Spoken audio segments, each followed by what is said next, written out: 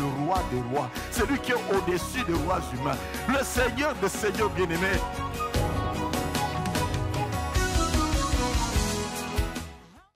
Amen. Merci Seigneur. Nous sommes dans le thème qu'on a commencé il y a quelques semaines en arrière, il y a à peine un mois je pense. Donner à Dieu, point d'exclamation, une source de bénédiction. Amen. Dis à ton voisin, donner à Dieu est une source de bénédiction. Nous lisons deux passages dans la parole de Dieu, d'autres passages, on va les voir tout au long de la prédication. Genèse chapitre 6, verset 9.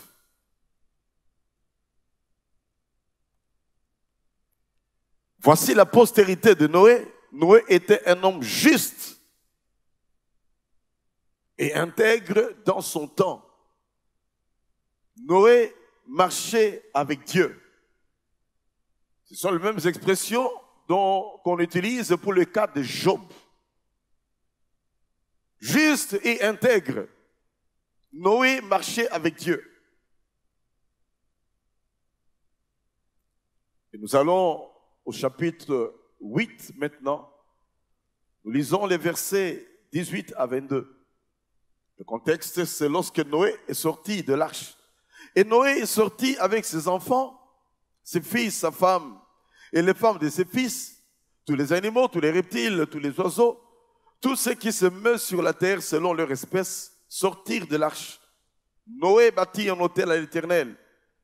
Il prit de toutes les bêtes pures et de tous les oiseaux purs, et il offrit des holocaustes sur l'autel.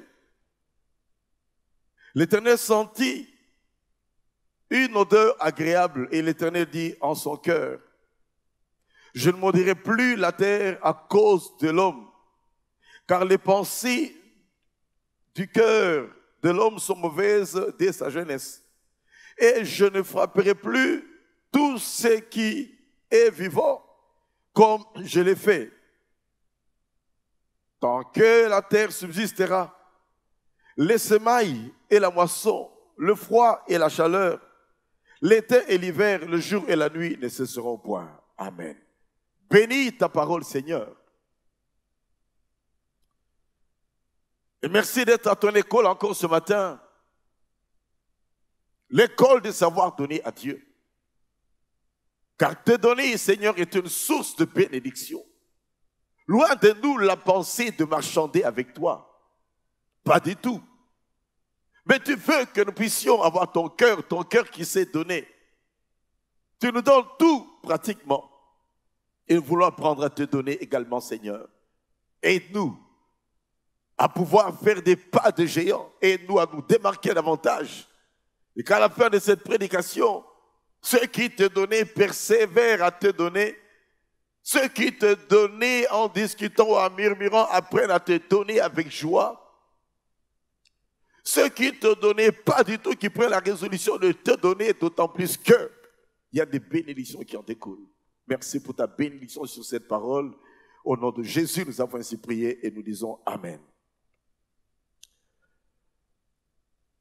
Donner à Dieu source de bénédiction. Nous connaissons très bien l'histoire de Noé. Comment est-ce qu'à un certain moment, après que Dieu ait créé le monde, alors que les gens étaient en train de croître, le péché a commencé à s'accroître également parmi les hommes. Et Dieu a eu très mal au cœur. Il s'est même repenti d'avoir créé l'homme, le Dieu Tout-Puissant qui connaît toutes choses. Le Dieu Tout-Puissant qui savait que cet homme-là finirait un jour par le décevoir.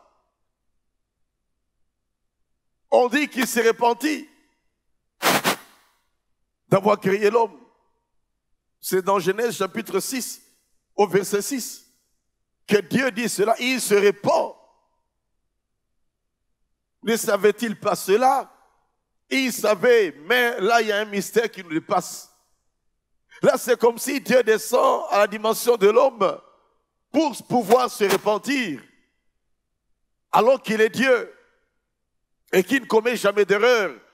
Tout ça, c'est pour dire que le péché de l'homme avait atteint son paroxysme, le summum, et Dieu a décidé de détruire l'univers par le déluge. Nous le savons. Pendant 40 jours, la pluie est tombée. Il y a eu inondation, plus que ce que nous voyons à la télévision. Et pendant 40 jours, il a soufflé un vent également après cela pour que tout redevienne sec. Donner à Dieu, source de bénédiction. Retenons d'abord ceci, bien-aimé, c'est que Noé fut sauvé. Lui, sa femme, ses enfants, ainsi que les épouses de ses enfants, parce que c'était un homme juste, un homme intègre, un homme qui craignait Dieu. Il était traité de juste, bien-aimé. Et aujourd'hui, la justice de Dieu nous est imputée en Jésus-Christ. Amen. Lorsque tu marches de manière correcte avec Dieu, tu es juste, tu as donné ta vie à Jésus. Il ne t'appelle plus pécheur, il t'appelle maintenant enfant de Dieu. Que tu marches dans l'intégrité, bien-aimé, Dieu a la capacité de t'épargner de beaucoup de calamités. Là où certains peuvent pleurer, toi tu peux vivre la consolation de Dieu. C'est parce qu'il était intègre et juste que Dieu a dit, je vais l'épargner, lui et toute sa maison. Noé va sortir de l'arche. Et nous allons voir que, en sortant de l'arche, il a fait quelque chose de merveilleux que nous aimons faire de temps en temps, lorsqu'on a eu certaines retraites, mais que je vous appelle à faire le plus souvent. Lorsque Dieu vous a béni le plus souvent, lorsque vous sortez d'une calamité le plus souvent, lorsque vous avez reçu une élévation, apprendre à tourner à Dieu, à faire des sacrifices, d'actions de grâce et pas du n'importe quoi. C'était des oiseaux et des animaux purs, sans défaut. Qu'on pourrait apprendre à donner le meilleur à Dieu. Ne pas s'amuser comme les autres à porter les plus mauvais billets. On dit ça, je veux mettre dans le panier. Ça, c'est se moquer de Dieu. Sans tâche. C'est d'y apprendre à donner à Dieu, non pas l'argent du vol, non pas l'argent du détournement, non pas l'argent de l'impudicité, mais ce qui est pur et propre, ce que tu as reçu, bien-aimé, suite à une mission de service, un salaire qu'on t'a donné, une bonification qu'on t'a faite, mais pas le détournement. Et je ne cesse de le dire, tu as détourné, pas dans ce panier cet argent, pas dans nos paniers. Tu es dans l'impudicité, pas dans nos paniers cet argent, l'impudicité. C'est impur, on ne peut pas corrompre Dieu. Ne pensez jamais que parce que j'ai apporté à Dieu même 50 000 $, si c'est de l'argent du détournement, sache que c'est la malédiction que tu attires sur toi. Parce qu'on ne se moque pas de Dieu et on ne peut pas corrompre Dieu. Dans la tête des gens, ils pensent quelquefois que si je fais ça, alors Dieu va me pardonner. Non! Confesse ton péché. Gagne correctement ton salaire. J'irai même plus loin. 8 heures de travail, toi tu ne fais que 4 heures de travail. Tu as volé l'État. Tu as volé l'entreprise. 8 heures de travail, c'est 8 heures de travail. Non pas 8 heures au travail et 4 heures de travail. Ou 8 heures au travail et 3 heures de travail. Non. Vous savez, c'est par des gens affranchis que le Congo connaîtra la sagesse infiniment variée de Dieu. C'est par des chrétiens qui marchent correctement avec Dieu. Même si tu dis le salaire n'est pas suffisant, je peux venir à n'importe quel moment. On n'est pas d'accord avec ça. Si c'est pour être en retard, si c'est pour manger l'argent inutilement, démissionne. Fais tes affaires. Ou tu peux te gérer toi-même.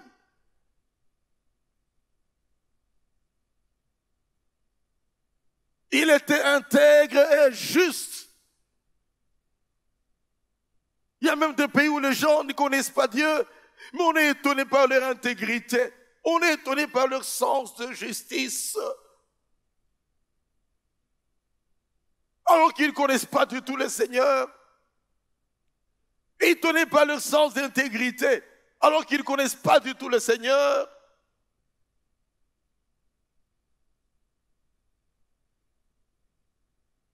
Soyons comme Noé. Amen, amen.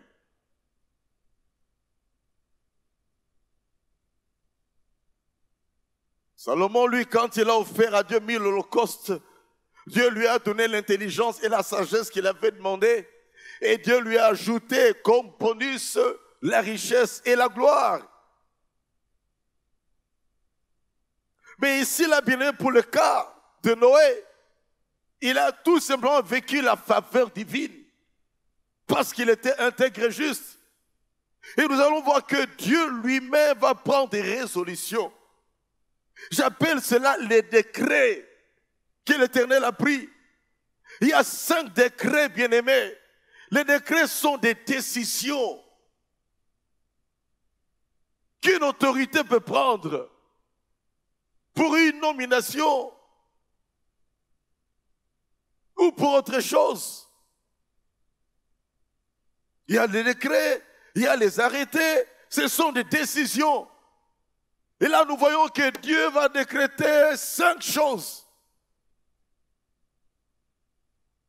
Pourquoi? Parce que l'offrande de Noé, on ne l'avait pas demandé de le faire. C'est une initiative personnelle. Il a dit, je suis épargné.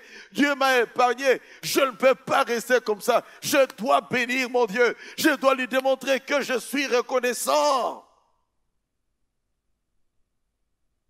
Premier décret, verset 21b de Genèse chapitre 8. Je ne maudirai plus la terre parce que Dieu a mangé. Dieu dit, je ne maudirai plus la terre. Et nous savons que la terre fut maudite dans Genèse 3, verset 17. Lorsqu'Adam et Ève ont péché dans le jardin d'Éden, la terre a été maudite et ça devait commencer à produire des ronces et des épines. Je ne maudirai plus la terre. C'est pour cela que dans n'importe quel milieu, même si on dit que là c'est du sable, on ne peut pas cultiver, Dieu donne à l'homme l'intelligence pour savoir même là où il y a du sable, cultiver. Lorsque nous étions en Israël, on voyait carrément des nouvelles plantes. Qu'est-ce qu'on faisait là où il y avait du sable? Ils vont creuser sur un certain diamètre, une certaine profondeur, amener de la bonne terre, mettre les plantes et arroser au goutte le goutte. Des déserts qui se transforment en champs, des endroits sablonneux où on peut travailler, bien-aimé. Je ne maudirai plus décret parce que quelqu'un a donné à Dieu, parce que quelqu'un a fait manger à Dieu. Amen, amen. C'est pour cela, très chers parents, lorsque nous faisons certaines choses, disons, Seigneur, souviens-toi de ma femme, souviens-toi de mes enfants, souviens-toi de mes petits-enfants, qu'ils puissent tous marcher avec toi. Et tu donnes de temps en temps à Dieu, dans ton secret à Dieu, faire comme ça, offrir sur des autels que tu dresses dans ta maison. Une décision dans la chambre. Et tu les poses dans les paniers. Amen, amen. Ne vous limitez pas seulement à dire, je viens donner ma dîme, j'apporte une offrande. Tu peux faire également, bien-aimé, un sacrifice, action de grâce que tu donnes à Dieu. Je ne maudirai plus la terre. Dieu qui revoit sa décision de maudire la terre qu'il avait prise dans Genèse chapitre 3. Comme pour dire que quand tu donnes à Dieu, Dieu peut prendre une décision par rapport à quelque chose, bien-aimé, qui pesait mal sur ta vie. Par rapport à une certaine malédiction qui te poursuivait peut-être. Ose commencer à donner à Dieu sérieusement. Tu verras comment la protection de Dieu sera là. Tu verras comment Dieu va se lever en ta faveur. Ose apprendre à donner à Dieu. Amen. Eh bien, je l'ai dit plusieurs fois ici, et même encore maintenant, de temps en temps, quand je vois les enfants seulement m'offrir quelque chose. Ils disent, mais je me dis, j'ai tout, mais les enfants me donnent pourquoi? Une expression de reconnaissance tout simplement qu'ils font. Croyez-vous que je peux être indifférent à certains de leurs besoins? Pas du tout. Et de temps en temps, des surprises que je peux leur faire. Il m'est difficile de quitter là-bas et de venir ici sans donner un petit rien à ces enfants qui sont à la maison et même celles qui sont déjà mariées. De temps en temps, un geste, c'est là que Dieu me le met à cœur. Amen, amen. Si nous les humains, on peut réagir comme ça. C'est pour cela que je vous dis, vous qui êtes là, vous travaillez. Combien de fois tu as pensé à ton père? Combien de fois tu as pensé à ta mère? Combien de fois tu as pensé à cette personne qui a payé tes études?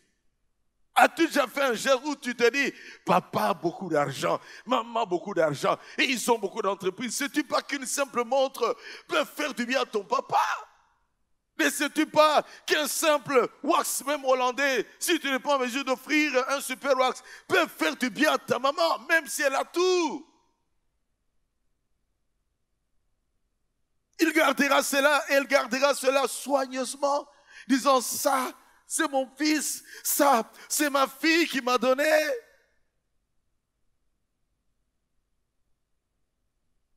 Ne dis pas Dieu a tout, j'ai pas besoin de lui donner plus. On n'arrêtera jamais de lui donner parce que lui n'arrête jamais de nous donner.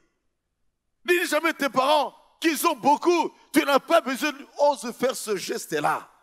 Si tu ne l'as jamais fait, ose faire ce geste-là vis-à-vis de ton père, vis-à-vis de ta mère. Quand je le faisais régulièrement pour mon père, avant de mourir, il disait, mais je n'aurais jamais pensé que mon fils là qui était devenu protestant, c'est lui qui va prendre soin de moi comme ça dans mes derniers jours et même avant que j'arrive dans mes derniers jours. Ose le faire, mon frère, ma soeur. Et si tu peux le faire pour ton papa, tes géniteurs, ta maman, à combien plus forte raison vis-à-vis de notre Créateur? Je ne maudirai point la terre. Deuxième décret, bien-aimé, qui est sorti de la bouche de Dieu. Verset 21, c'est « Je ne frapperai plus tout ce qui est vivant. » Parce que quand elle avait frappé, tout le monde était mort. Les êtres humains étaient morts. Les animaux étaient morts. Mais Dieu prend la résolution à cause d'un Noé. Qu'il y ait le tsunami, bien-aimé, qu'il y ait des éboulements de terre. Ça sera des choses qui peuvent arriver par moment dans certains milieux. Mais jamais le monde entier. Jamais le monde entier. Jamais toute la terre. Parce qu'une parole a été libérée par Dieu lui-même. Plus jamais il n'existera de déluge. Même si à cause de ce problème climatique, il y a de plus en plus des eaux qui sont en train de couler. On voit des glaciers en train de fondre, bien aimé. Quel que soit ce qui peut se passer, il n'y aura plus jamais de déluge sur la terre. On peut spiritualiser la chose également et dire ceci. Offre à Dieu et les déluges de la maladie vont s'arrêter dans ta vie. Apprends à offrir à Dieu et les déluges, bien-aimés, des salaires détournés vont s'arrêter dans ta vie et les déluges du péché dans ta vie vont s'arrêter. Et ces péchés pour lesquels tu es tombé dans l'addiction vont s'arrêter dans ta vie. Tu ne seras plus noyé dans cette vie de péché lorsque tu auras confessé que tu fais une offrande particulière à notre Dieu. Il a dressé un autel, il l'a offert à Dieu. Et à cause de cela, nous sommes bénéficiaires du geste de Noé. Amen.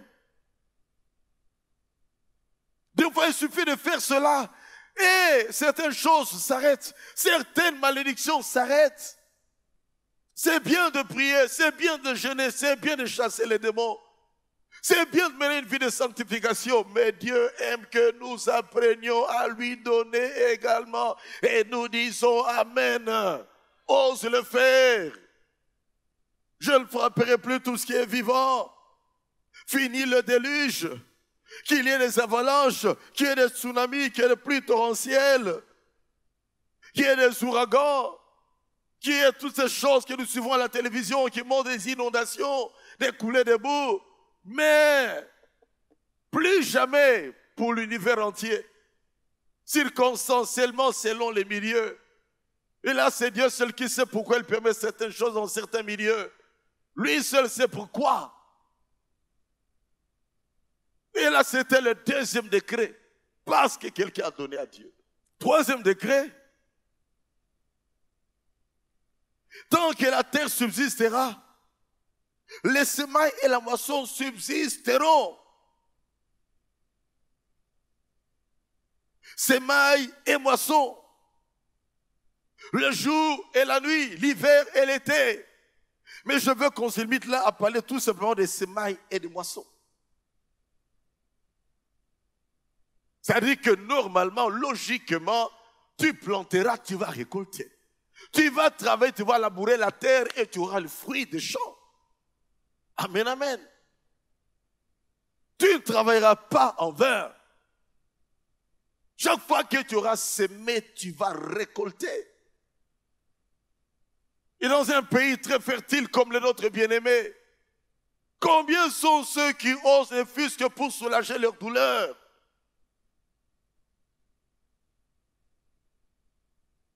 Si tout le pays n'est pas comme le nôtre que vous, du point de vue richesse du sol bien-aimé, mais au moins dans notre pays, partout il est possible de s'aimer. On crie quelquefois la faim, on crie famine, on parle de malnutrition. Et pourtant, Dieu nous a donné de l'intelligence pour cultiver. Et lui-même, il a dit, tu sèmeras et tu moissonneras. Ça ne s'arrêtera jamais. Même si on dit que telle terre est maudite, et que dans cette contrée-là, on ne peut jamais arriver à s'aimer, à récolter. Toi, tu peux arriver dans ces lieux-là parce que tes pieds ont foulé cet endroit-là. La Bible dit que tout endroit qui foulera le plan de vos pieds, je vous le donne. Si les autres ont échoué là-bas, toi, tu vas réussir. Amen. Qu'on parle de généralité, mais il n'y a pas de règle sans exception. Dieu te distinguera. Même là où les autres ont échoué. Même si on a maudit, toi, Dieu te bénira. Et quand on spiritualise la chose, loi des semailles et de la moisson, tu sèmeras dans l'œuvre de Dieu et tu moissonneras également. Parce que Dieu lui-même, il dit, apportez à la maison des trésors et vous verrez. Dieu qui nous met au défi et vous verrez. Si je n'ouvre pas pour vous les écluses des cieux et vous verrez. Si je ne menace pas pour vous celui qui dévore. Dieu qui déclare lui-même qu'il va être sentinelle, qui va être bodyguard, qui va te protéger, veiller sur tes intérêts. Pour autant que toi, tu tiens ses intérêts. Lorsque nous cherchons les intérêts de Dieu, Dieu également, bien-aimé, va s'impliquer pour nos intérêts. Et c'est pour cela qu'il a dit, cherche le royaume de Dieu, la justice de Dieu. Et toute chose te sera donnée par ce croix. Amen, amen. Tu vas travailler, tu vas moissonner, tu vas donner à Dieu et Dieu bénira davantage ce qu'il est en train de faire.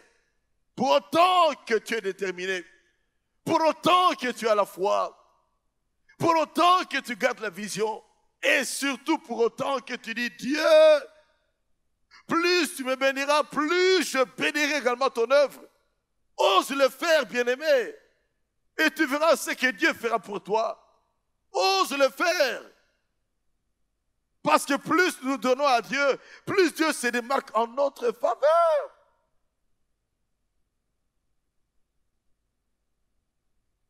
Amen. Tu travailleras, tu vas s'aimer, tu vas récolter. Comme il est dit dans Genèse chapitre 26, pour le cas d'Isaac, qui a travaillé à Guérard, qui a sémé à Guérard, il a moissonné, il est devenu riche, il est là s'enrichissant année après année.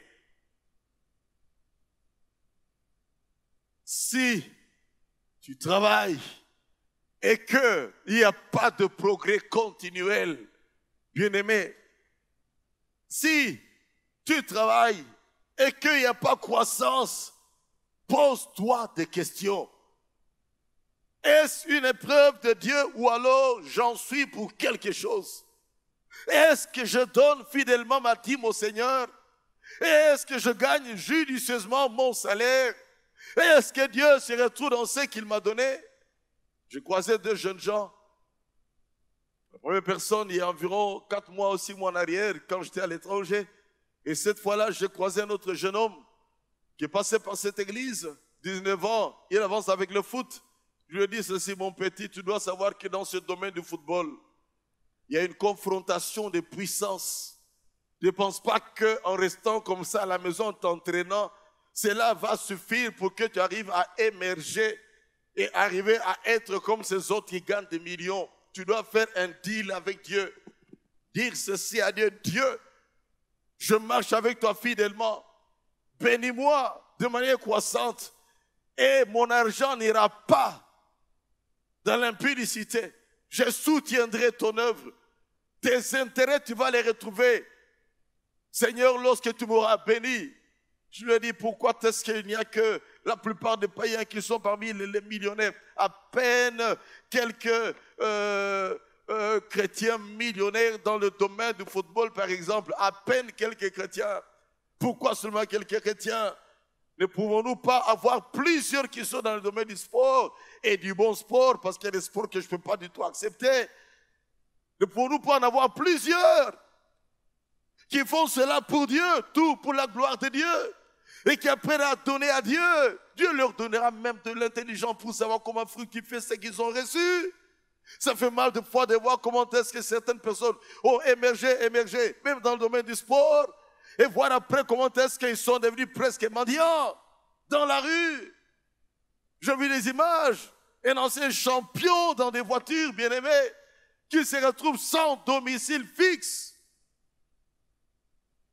Parce que ne connaissant pas le Seigneur probablement, il n'a pas pu avoir de l'intelligence de gestion. Parce que quand tu sais donner à Dieu, dans ta prière, Dieu va te donner de l'intelligence de gestion pour savoir comment utiliser ce qui te reste. Mais si tu ne donnes pas à Dieu, celui qui menace va venir et te dira, voilà, ça c'est une nouvelle marque qui vient de sortir, achète Lamborghini, achète une autre série de Rolls-Royce, achète un nouveau jet, achète. Satan ne dira jamais, voilà les dépenses qui vont avec la Rolls-Royce, voilà les dépenses qui vont avec un jet. Il te dira, prends ça, tu es une vedette, tu es en train de monter, tu n'es plus à ce niveau-là. Mon frère, ma soeur, Dieu donne de l'intelligence de gestion à ceux-là qui savent lui donner. Nous disons Amen. Je peux le dire que sincèrement, je suis étonné quelquefois de voir certains parmi nous qui m'excusent, ce n'est pas pour leur jeter la pierre. Après 20 ans dans cette église, que tu continues à tourner en rond, là ce n'est pas la faute de Dieu. Pas du tout. Dis à ton voisin, pas du tout, ce n'est plus la faute de Dieu. Avec toutes les prières qu'on fait ici, avec tous les séminaires qu'on a eu ici, parler du travail, on sait poumonner, apprendre à donner à Dieu. Ce n'est pas la première fois que je prêche sur ça. Mais comment se fait-il que, après 20 ans, tu peux être en train de tourner encore en rond?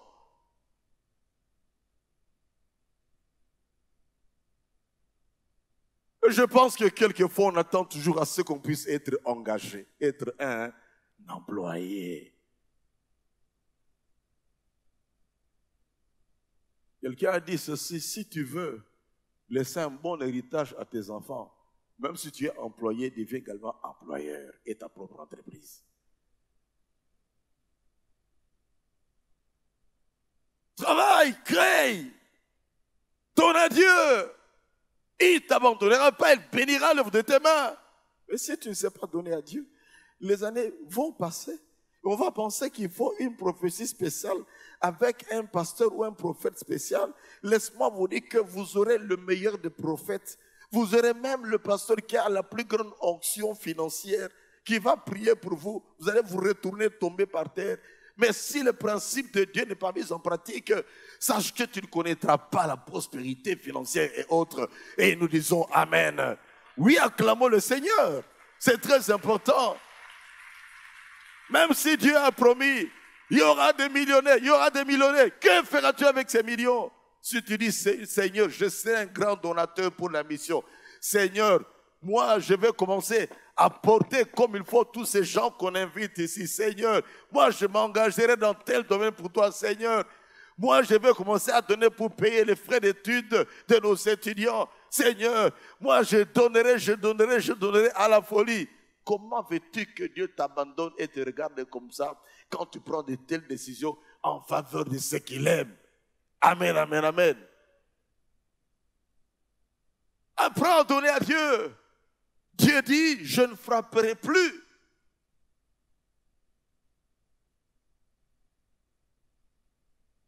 Et si je te permets de frapper, ce sera peut-être pédagogique.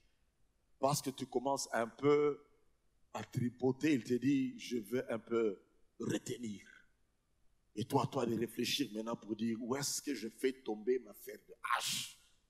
Où est-ce que j'ai laissé ma consécration? Où est-ce que je fais tomber ma vie de prière?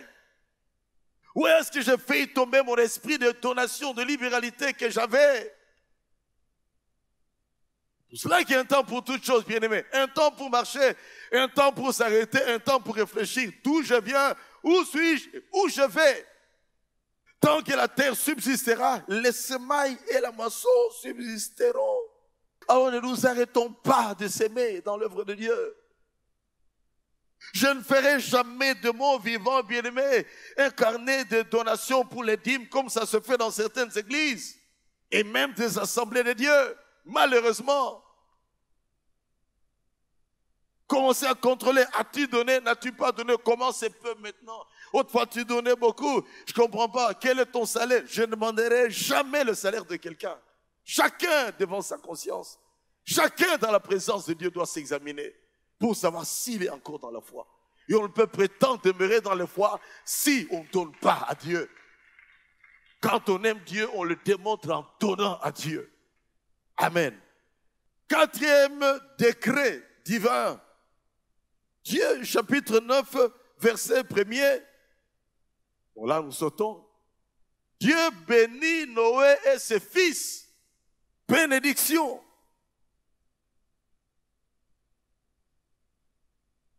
Il promet la fécondité. Verset 1er du chapitre 9. Soyez féconds, multipliez-vous, remplissez la terre. Il promet donc la fécondité. Là, dans le quatrième décret, Dieu aime être pratique. Il bénit Noé et ses fils. Soyez féconds, multipliez-vous, remplissez la terre. Ce qui était déjà fait dans Genèse, dans les 2 premiers chapitres. Soyez féconds, multipliez-vous, remplissez la terre. Ce n'est pas seulement de se multiplier, de remplir la terre de manière biologique, mais c'est également de se multiplier, de remplir la terre des entreprises, remplir la terre de la vision que Dieu t'a donnée. Qu'est-ce que Dieu t'a donné comme vision, mon frère, ma soeur? La volonté de Dieu est que tu puisses te multiplier. Ne pas te contenter d'un seul endroit où tu ailles investir. Vois comment tu peux te multiplier. Comme Heinz s'est multiplié partout dans le monde entier, Colgate s'est multiplié partout dans le monde entier, Quaker s'est multiplié partout dans le monde entier. Et je l'avais dit que ces gens étaient des donateurs, des grands donateurs. Où peux-tu passer dans ce monde sans voir le ketchup Heinz? Où peux-tu passer, bien-aimé, sans voir les dentifrices Colgate? Il y a tout un tas de noms comme ça. Des gens qui craignent Dieu. Et si avec des mondains, tout simplement à cause d'une vision, ils arrivent à faire certaines choses, ils peuvent se multiplier. À comme une forte raison, nous qui connaissons le Seigneur, nous qui sommes remplis du Saint-Esprit, Dieu nous dit, soyons féconds, multiplions-nous. Il y a de ces chaînes d'hôtels où vous voyez qu'ils ont presque 1000 hôtels dans toute l'Europe et les États-Unis. Qui parmi les Congolais, qui parmi les chrétiens peut prétendre avoir une entreprise qui se retrouve ne fût-ce que dans 3 ou 4 provinces? On en a connu des entreprises congolaises dans notre pays. Mais à peine 15, 20, 30 ans, ça disparaît. Pourquoi ça doit être comme ça, bien-aimés? La différence viendra par nous, les chrétiens. Je connais des maisons d'avocats internationales. Leurs bureaux sont aux États-Unis. Je connais leurs représentants qui sont ici en RDC. Pas citer de nom pour ne pas faire leur publicité d'Yodacher. Et quand ces maisons sont dans un dossier, crois-moi, les tribunaux tremblent et se disent que, ces gens-là, ils sont très calés, ils sont très sérieux. Donc parmi ces bénédictions, il y a la fécondité. Parmi ces bénédictions, également, la puissance qui fait terreur. Verset 2 du chapitre 9. Vous serez un sujet de crainte et de foi. Pas seulement pour les animaux, mais également où que vous passiez. Quand vous craignez Dieu sérieusement et que vous êtes béni sérieusement, vous arrivez quelque part, il y a le respect que tu n'as pas réclamé. Parce que tu marches de manière droite, tu es dans l'intégrité. Le respect, bien-aimé. Ton dossier, quelque part, les gens auront peur de pouvoir tripoter sur ton dossier. Ton offrande peut déclencher un esprit de terreur dans le chef de ceux-là qui t'en veulent. Amen, amen. Comme on est souvent informé par certaines voix avec nos smartphones, on nous parle comme ça d'un juge d'une certaine religion qui avait condamné à mort un pasteur. Et ce juge-là a entendu la voix de Dieu 2 ou 3 fois qui lui disait « Libère mon serviteur », surtout qu'il avait lui-même un enfant malade. « Libère mon serviteur pour qu'il aille prier pour ton enfant. » Il était entre le marteau et l'enclume. Le libérer, j'aurai des problèmes. 2e fois, 3e fois, bien-aimé, il s'est dit non, non, non, là, c'est une affaire de survie de mon enfant. Il a libéré le prisonnier qui était condamné à mort. Il est allé prier pour son enfant et son enfant a eu la guérison instantanément, spontanément. Amen, amen. Nous ignorons des fois que nous sommes bien-aimés. Et si quelquefois on nous minimise, c'est parce que nous disons être chrétiens, mais on n'a pas une marche chrétienne qui honore le Seigneur. On porte l'étiquette de chrétien sur nos voitures. Moi, je ne me présente plus comme pasteur bien-aimé quand je suis à l'extérieur, même dans ce pays. Si on me découvre, tant mieux. Depuis qu'un jour, quelqu'un m'avait poussé disant, d'ailleurs, c'est vous les pasteurs qui êtes des aventuriers, des impies, c'est vous les pasteurs, c'est vous les pasteurs. C'est pas parce que certains pasteurs sont dans des bêtises que tout le monde doit être catalogué de cette façon-là. Une puissance qui sème la terreur. Mais sois dans la crainte de Dieu. Ne te dis pas tout simplement chrétien. Même si tu pries beaucoup, même si tu jeûnes beaucoup. Mais que fais-tu quand tu as 2 millions de dollars à gérer? Même si tu parles langue, comment te comportes-tu lorsque tu as cette caisse remplie de dollars que tu dois gérer? Lorsque tu dois acheter certaines choses, que fais-tu? Dis-tu, Seigneur, ça c'est mon opportunité. Oublie-moi un tout petit peu que je fasse ce que je peux faire. Ta parole dit de saisir certaines opportunités. Pas de cette façon-là.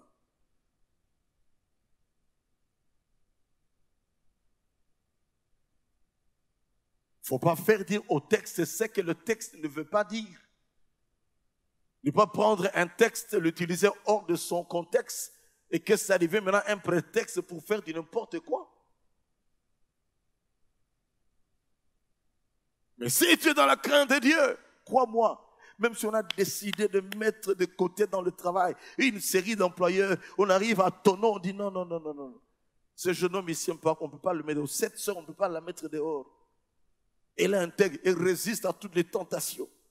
Tentation de l'argent, tentation de ses patrons. Laissez cette soeur et même ce patron-là à qui tu as résisté peut être la première personne à dire ne touchez pas là. Ça, c'est une personne qu'il nous faut. Ne mettez pas cette personne en congé technique. Troisième bénédiction. Diversité nutritionnelle. Et ça vient la première fois là. La diversité nutritionnelle. Au verset 3 du chapitre 9. Tout ce qui se meut et a vie vous servira de nourriture. Ça a commencé là. Parce qu'avant, dans Genèse 1, verset 29, l'homme devait manger tout simplement tout ce qui était végétal. Là, c'est pour la première fois qu'il y a maintenant la diversité. Toutefois, avec une restriction, tu ne mangeras pas le sang. Ce n'est pas parce qu'il y a un rôle mystique dans le sang, mais parce que le sang, bien aimé, quand un animal est décédé, le sang devient infect. Il est démontré, et sérieusement démontré, que les gens qui aiment manger trop de viande rouge avec du sang là-dedans sont le plus prompts à attraper des cancers d'estomac. Toi qui aimes trop de viande, réduis un peu. Bon, on sait que bien manger, c'est manger la viande. Non. J'ai posé la question un jour à quelqu'un qui était très âgé, il avait 70 ans, mais à la lire très jeune. Quel est ton secret? Tu manges quoi comme ça? Je prends beaucoup de thé, je mange l'imbika, je mange l'endakala, je mange le poisson fumé, mais on enlève toute la peau noire là, etc. Je mange ce qui est végétal et beaucoup de poissons et très peu de viande. L'équilibre, amen, amen. Ça vient de Dieu. Pas de safari.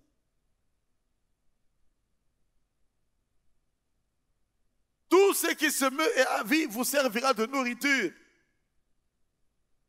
De l'équilibre, les mamans. Ne dites pas qu'il faut donner la viande à ton mari chaque jour, aux enfants la viande chaque jour. Tu es en train de détruire leur santé. Je ne fais pas une contre-publicité contre la viande, mais disons la vérité. Tous apprenez dans les synagogues. Nous devons dire des choses qui sont importantes ici pour une longue vie afin de servir Dieu mieux et longtemps. Amen. Et croyez-moi, je ne prends pas la viande plus de 2 fois dans une semaine, la viande rouge. Et même quand c'est la viande rouge, je dois bien cuire ça, je ne veux pas avoir la trace de ça. Et dans ces viandes, peut-être c'est une fois du haché, une autre fois peut-être un tabac ou quoi. Sauf lorsque, bon, je suis un tout petit peu emporté, je peux essayer, et quand c'est une tabac, que je mange rarement, je peux être emporté, et puis bon, 2-3 jours, mais après, paf, j'arrête pendant 2-3-4 semaines.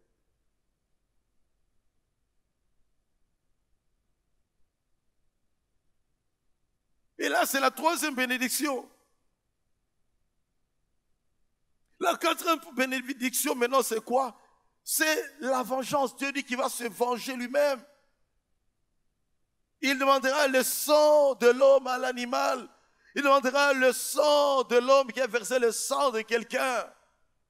Et c'est pour cela que la Bible dit dans Romains 12, verset 19, « À moi la vengeance, à moi la rétribution. Ne cherchez pas à te venger. » N'applique pas la loi de Talion dans ta vie, œil pour œil, dent pour dent. Tu m'as blessé, je te blesse. Tu as fait ceci, je fais cela. Non, bien-aimé. À moi la vengeance, à moi la rétribution. Dieu lui-même va se venger à ta place. Je n'amènerai pas au tribunal quelqu'un qui me doit de l'argent. Il y en a plein. C'est toi, on fuit l'église. Je ne les amènerai jamais au tribunal. Je dis, Seigneur, occupe-toi d'interpeller toi-même à ta façon. Et Dieu a 1000 façons pour interpeller ceux qui te cherchent noises. Amen. Pas besoin de dire, cette femme-là, deuxième bureau de mon mari, je vais chercher le koulouna pour la boxer. Faire couler son sang, ça va tomber sur toi. Laisse Dieu faire son travail. Toi, prie, mets tes genoux à terre. Amen, amen. Tu vas attraper des crises d'estomac inutilement. Prie. Des maladies psychosomatiques inutilement. Prie. Est-ce qu'elle sait d'où je viens avec mon mari là? Il commence à tourner la tête de mon mari. Ces fétiches-là, ce soir, il saura de quel bois je me chauffe. De quel bois? Du wenge, de la fromosia, du bois de mangue ou de quel genre de bois? Ou du bois de palmier. De quel bois tu te chauffes? Sois calme. Tu vas t'énerver, tu vas t'irriter, tu vas attraper des rides sur le visage. Quand on a trop de rides sur le visage, généralement, il y a deux choses. Il y a deux choses quand on a trop de rides. Soit on est trop colérique, ou on a perdu le sourire dans la vie. Ou quand on perd le sourire, c'est fini. C'est pour cela que, bien aimés, les Occidentaux ont compris que le sourire est très important pour déstresser, détendre et apporter la joie dans quelqu'un. Et quand on est détendu, on vit très longtemps, mais quand tu te fais des soucis, la tension va monter. Au lieu d'avoir 12 sur 8, tu commences à avoir 15 sur 11. Tu peux risquer d'avoir ta glycémie qui change directement. Des maux d'estomac. On va t'attraper avec une ulcère d'estomac à cause de trop de soucis. Vis pour Dieu. Et laisse Dieu se battre pour toi. Sers Dieu, marche avec le Seigneur.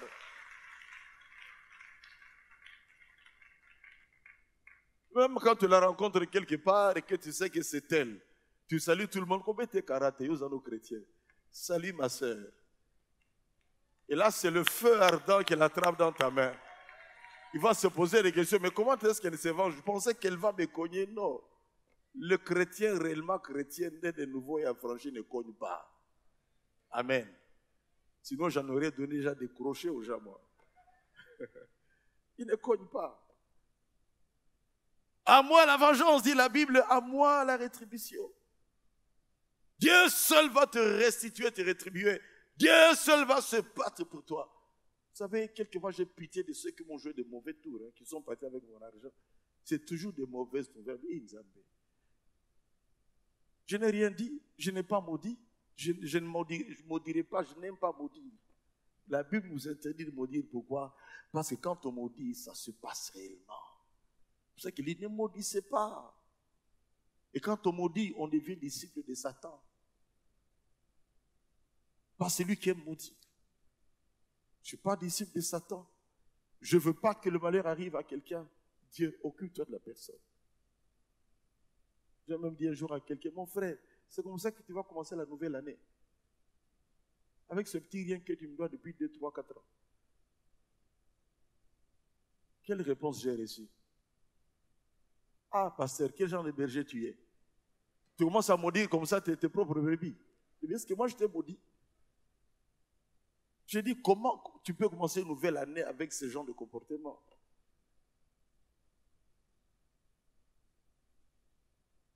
Les pasteurs font ça. Hein? Cinquième bénédiction. C'est par là que nous allons terminer. Versets 13 et 16. Dieu décide lui-même de démontrer à Noé que je mets maintenant un arc-en-ciel qui apparaîtra de temps en temps lorsqu'il y a la pluie et le soleil. Ça se justifie du point de vue physique. Mais Dieu est le plus grand physicien. Amen. Si tu as fait des réflexions de soleil dans tel sens, avec l'humidité, l'eau qui s'évaporise, et puis paf, l'arc-en-ciel qui se forme. Je mettrai cela comme alliance, afin que tu saches que Noé, je ne t'abandonnerai pas. Je serai avec toi, avec tes enfants, tes petits-enfants. L'arc-en-ciel, il comporte 6 couleurs. Quand tu le vois, bien-aimé, dis-toi seulement, Dieu avait dit qu'il n'y aura plus de déluge. Dieu avait dit que je ne me vengerai pas et se vengera à ma place. Dieu avait dit que je peux manger en priant pour n'importe quel aliment. Dieu avait dit ceci, Dieu avait dit cela. Vous savez, il y a un pays où ils ont renversé les choses. Les couleurs de l'arc-en-ciel sont utilisées quand tu portes un habit avec les couleurs de l'arc-en-ciel. On te confond avec ceux qui vivent des relations sexuelles contre nature. Homme avec homme. Alors fais attention dans les milieux où tu vas. Essaie de comprendre un peu par l'intégration comment on s'habille ici. Tu vas te retrouver avec un habit avec des couleurs de l'arc-en-ciel. Ah, il est des nôtres, elle est des nôtres. Pourtant, tu n'es pas des leurs.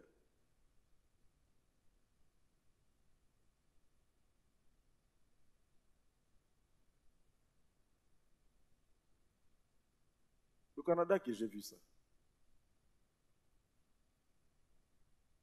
Arc-en-ciel. Et je me suis dit, j'ai une cravate avec des couleurs d'arc-en-ciel. Heureusement que je ne l'avais pas amené. Donc désormais, quand je suis là-bas, je ne le porterai pas. Et moi-même, je dois beaucoup veiller parce qu'il y a vraiment toutes ces couleurs. C'est tellement joli, mais... Un signe. Amen, amen. Un signe. Fais de l'Éternel tes délices. Il te donnera ce que ton cœur désire. Apprends, bien-aimé, à s'aimer dans l'œuvre de Dieu. Et Dieu décide que ces décrets seront ton partage. La malédiction va disparaître dans ta vie. Tu ne seras pas frappé comme tu étais frappé autrefois. Tu sèmeras et tu récolteras. La bénédiction continuera jusque dans la vie de tes enfants, de toute ta descendance. La fécondité sera ton partage et leur partage. À cause de Jésus, ton nom inspirera la paix où que tu passes. Tu mangeras après avoir prié, bien-aimé. Et sans exagérer, parce qu'il y a une exception, Dieu se vengera à ta place également. Amen. Amen. Donner à Dieu est une source de bénédiction. Est-ce que tu sais donner à Dieu?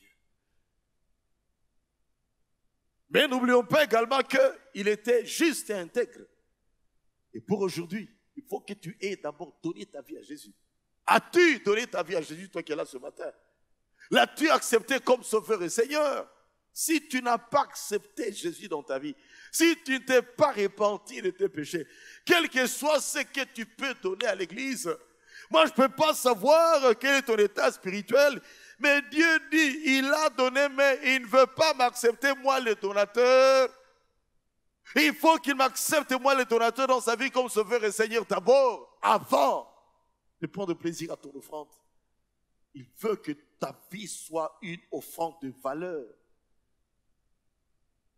Sacrifice vivant, saint et agréable par Jésus-Christ. Nous courbons nos têtes dans la prière. Et je vais lancer rapidement cet appel pour dire à certains qui sont là ce matin, as-tu donné ta vie à Jésus? Tu viens plusieurs fois à l'église, même si tu apportes une dîme, mais as-tu donné ta vie à Jésus? Marches-tu dans la crainte de Dieu? Répétez ceci après moi. Vous qui êtes debout, tous seront les yeux fermés. Et ceux qui sont restés assis, priez afin que ces bien-aimés marchent correctement avec le Seigneur. S'adonnent au Seigneur. Persévèrent avec le Seigneur. Répétez cette prière après moi. Dites, Seigneur Jésus, je suis pécheur, séparé de toi à cause du péché. Jésus, je te demande pardon pour mes péchés. Jésus, je viens souvent à l'église, mais j'étais loin de toi. Jésus, je faisais du n'importe quoi dans ma vie. Tout en priant, je te demande pardon maintenant. Lave-moi par ton sang, Jésus. Ce sang qui a coulé à la croix de Golgotha. Lave-moi par ton sang, Jésus. Et je t'invite maintenant, entre dans mon cœur, règne dans mon cœur, sois le sauveur de ma vie, sois le Seigneur de ma vie. Je m'abandonne à toi, oh Dieu. Je suis fatigué de ma vie. Je m'abandonne à toi. Fais de ma vie ce que tu veux faire de ma vie. Je m'abandonne à toi. Je veux prier pour vous, alors que vous avez vos mains levées. Et que le Seigneur maintenant est en train de vous agréer dans son royaume. Père, je veux te recommander ces bien-aimés. Ils reconnaissent qu'ils ont été loin de toi. Ils viennent de t'accepter à cet instant comme Sauveur et Seigneur. Entre dans leur cœur, Seigneur. Sois le maître de leur vie, le sauveur de leur vie. Conduis leur vie à beau port. Oh Dieu Tout-Puissant, je t'en supplie. Tu frappes à la porte de leur cœur aujourd'hui. Ils ont ouvert la porte de leur cœur. Entre et commence à régner à partir de maintenant. Sois le sauveur de leur vie. Sois le Seigneur de leur vie. Conduis leur vie à bon port, Seigneur notre Dieu. Qui s'attache à la vie de l'Église, à la méditation de la parole de Dieu. Qui s'attache à la vie de prière, à la vie de sanctification. Fuir le péché, délaisser le péché, abandonner le péché. Donne-leur de persévérer avec toi, Seigneur, et de ne plus jamais reculer en arrière. Je te bénis, Seigneur, notre Dieu. Merci pour ta bonne main sur leur vie. Au nom de Jésus, alléluia. Vous restez debout, vous qui vous êtes mis debout. Je vais te demander maintenant à ceux-là, bien-aimés, qui sont nés de nouveau, qui savaient donner à Dieu, mais qui ne donnent plus à Dieu comme il faut. Tu donnais à Dieu quand tu avais peu, tu donnais à Dieu quand tu avais beaucoup.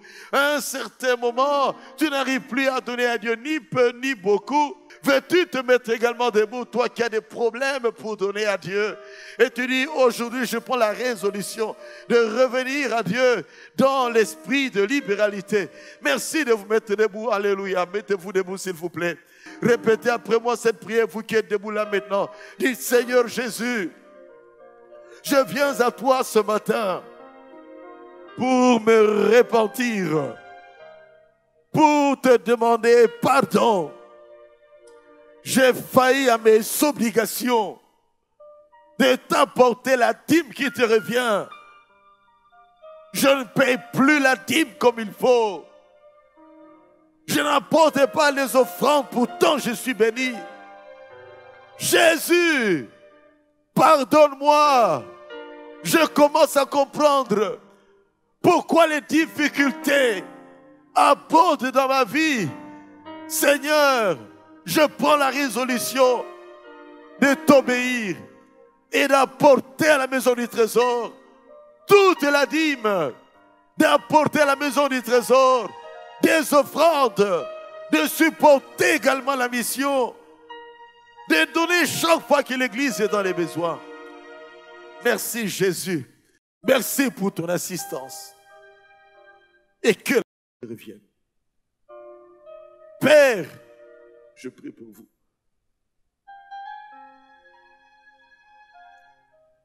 Donne-leur, selon leur prière, cette capacité. De penser d'abord à toi quand ils sont bénis. Et qu'ainsi ils puissent sortir de ce cycle de problèmes et de difficultés. Qu'ils entrent dans le cycle du donner et du recevoir avec toi. Dans le cycle de la semaille et de la moisson. Merci Seigneur de les assister et que ta grâce leur soit imputée dans ce domaine. La grâce que tu as donnée à plusieurs mieux de nous, Seigneur, que tu le leur donnes également. Merci, ô Dieu, le Dieu plein de compassion.